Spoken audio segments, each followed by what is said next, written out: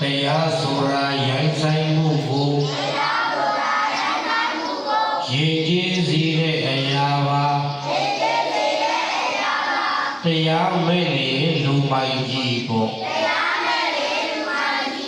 တရားရှိမှလူလိမ္မာအသာတို့ကအတိမတို့ကနွားနေလုံးဝတူပေတာအသာတို့ကအတိမတို့ကဝိနည်းလုံးဝတူပေတာအတိတို့ရံမြတ်တရားကိုသူငါအများသေးသေးတာအဲ့ဒါကြောင့်ဓမ္မတရားကြိုးစားလေ့လာပါ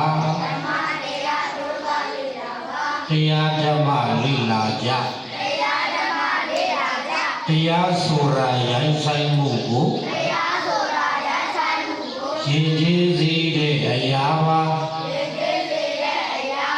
တရားမဲ့လေလူမိုင်းကြီးပေါ့တရားရှိမှလူလိမ္မာအသာတို့ကအတိမတို့က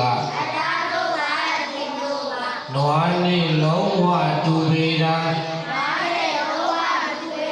အတိတို့ရံမြတ်တရားကိုသူငါအများသေးသေးတာအဲ့ဒါကြောင့်ဓမ္မတရားကြိုးစားလေ့လာပါဘယ်ဘုန်းနဲ့ကောင်းဆိုမယ်